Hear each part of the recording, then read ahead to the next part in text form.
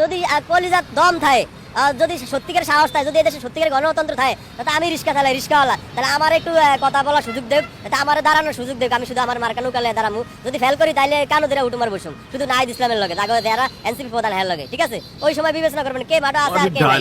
এবং what a challenge, what a dialogue এবং what a challenge. একজন রিক্সাওয়ালা আওয়ামী লীগের ভক্ত, কর্মী বলা যাবে না, রিক্সা লীগ আছে কিনা জানি না, শ্রমিক লীগ আছে, তো সে দাবি করেছে নাহিদ ইসলামকে চ্যালেঞ্জ ছুড়ে দিয়েছে যে নাহিদ যে আসন থেকে নির্বাচন করবে ওই আসনেই নৌকা মার্কানিয়া এই রিক্সাওয়ালা নির্বাচন করবে।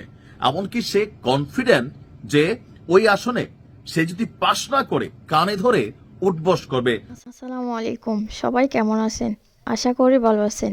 আপনারা সবাই ভিডিওর শুরুতে ভিডিওর কিছু অংশ বিশেষ দেখে বুঝতে পেরেছেন ভিডিওটা কতটা গুরুত্বপূর্ণ। তাই আর বেশি কথা না বাড়িয়ে চলুন আমরা মূল আলোচনায় চলে যাচ্ছি। তার আগে সবাইকে রিকোয়েস্ট করব, যারা আমাদের চ্যানেলে নতুন আছেন প্লিজ সবাই সাবস্ক্রাইব করে সাথে থাকুন। চলুন ভিডিওটা দেখি। যদি কলিজাত দম থাকে, যদি সত্যিকার সাহস থাকে, যদি এদেশে সত্যিকার গণতন্ত্র থাকে, তাহলে আমি রিক্সা চালাই, রিক্সাওয়ালা, তাহলে আমার একটু কথা বলার সুযোগ দেব, আমার দাঁড়ানোর সুযোগ দেব। আমি শুধু আমার মার্কা নৌকালে দাঁড়ামু, যদি ফেল করি তাহলে কানো ধরে উঠুমার বসুম, শুধু নাহিদ ইসলামের লগে দাগো যারা এনসিপি প্রধান হের লগে, ঠিক আছে? ওই সময় বিবেচনা করবেন কে ভাটা আছে আর কে নাই। এবং what a challenge, what a dialogue এবং হোয়াট এ চ্যালেঞ্জ। একজন রিক্সাওয়ালা আওয়ামী লীগের ভক্ত, কর্মী বলা যাবে না, রিক্সা লীগ আছে কিনা জানি না, শ্রমিক লীগ আছে, তো সে দাবি করেছে নাহিদ ইসলামকে চ্যালেঞ্জ ছুড়ে দিয়েছে যে নাহিদ যে আসন থেকে নির্বাচন করবে ওই আসনেই নৌকা মার্কানিয়া এই রিক্সাওয়ালা নির্বাচন করবে। এমনকি সে কনফিডেন্ট যে ওই আসনে সে যদি পাশ না করে কানে ধরে উঠবস করবে। তবে অন্য কোনো আসনে সে লড়াই করতে চায় না, নির্বাচনে যাইতে চায় না, শুধুমাত্র নৌকা মার্কানিয়া নাহিদের আসনে যাইতে চায়।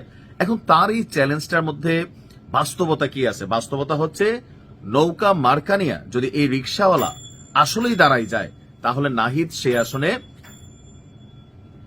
ফেল করবে। তবে এখানে একটু পেচকে আছে, যেহেতু সবগুলো রাজনৈতিক দল এখানে নির্বাচনে অংশগ্রহণ করবে, সেই ক্ষেত্রে ওই আসনে বিএনপি বিজয়ী হবে, বিএনপি ওই আসনটাতে পাশ করবে। তবে নাহিদ ইসলামের এনসিপির শাপলাকলি বনাম এই রিক্সাওয়ালার নৌকা, এখানে যদি ইন্ডিভিজুয়ালি আলাদা আলাদা ভোটগুলা দেখা হয় তাহলে এই রিক্সাওয়ালা ভোট বেশি পাবে। এখন কেন আসলে বেশি পাবে? পারসেপশনটা কোথায়? পারসেপশনটা আওয়ামী লীগের সময় আপনাদের খেয়াল থাকার কথা যে হিরু আলম সে হচ্ছে আরাফাতের বিরুদ্ধে দাঁড়াইয়া একটা ভালো ভোট পেয়ে গেছিল। হিরু আলম বগুড়াতে তার আসনে আপনার ওইখানের খুব বাঘা বাঘা প্রার্থীদের বিরুদ্ধে দাঁড়াইয়া আওয়ামী লীগের সে ভোট পেয়ে গেছিল। কিভাবে গেছিল? কারণ তৎকালীন প্রেক্ষাপটে আওয়ামী লীগ বিরোধী যারা ছিল, বিএনপি জামাত জোট বাইধা, আবার আওয়ামী লীগের উপর বিরক্ত, কিন্তু বিএনপিও করে না জামাতও করে না, তারাও কিন্তু হিরো আলমরে ভোট দিছে। একটা প্রতীকী কি বলা হয় যে ধরেন স্ট্যান্ড নেওয়া। এখন এই রিক্সাওয়ালার সাথে কেন এনসিপির জনসমর্থন? এটা আপনি এখনকার গবেষণা কি বলতেছে, ফ্যাক্ট না, ফ্যাক্ট হচ্ছে সারা বাংলাদেশে এদের 2% ভোটও নাই। আমি বরাবরই বলি হাসনাত আব্দুল্লাহ, তাসনিম যারা, এদের হিসাবটা আলাদা, কিন্তু নাহিদ ইসলাম, আসিফ মাহফুজ, সার্জিস, হান্নান মাসুদ, নাসিরউদ্দিন পাটোয়ারি, আক্তার, এদের জনসমর্থন কোন আসনে 2%-এর বেশি নাই। তো সেই ক্ষেত্রে আওয়ামী লীগের যতই দুর্দিন থাকুক, বাংলাদেশে যতই খারাপ অবস্থা থাকুক, তারপরেও মিনিমাম 20% ভোট আওয়ামী লীগ পাবে। এখনো আপনি যত কথাই বলেন আওয়ামী লীগের সমর্থন, সবাই নীরব হয়ে আছে, চুপচাপ হয়ে আছে, যে এখন আওয়ামী লীগের কথা বললেই বা যদি নিজের অবস্থান কেউ প্রকাশ করে তার বিরুদ্ধে একটা মামলা হওয়ার সম্ভাবনা আছে, গ্রেপ্তারের সম্ভাবনা আছে। কিন্তু যদি ভোট হয়, এই রিক্সাওয়ালা নাহিদ ইসলাম থেকে ভোট বেশি পাবে, মানে নাহিদ বনাম রিক্সাওয়ালা যদি আলাদা একটা ভোট হয় এটা সে পাবে।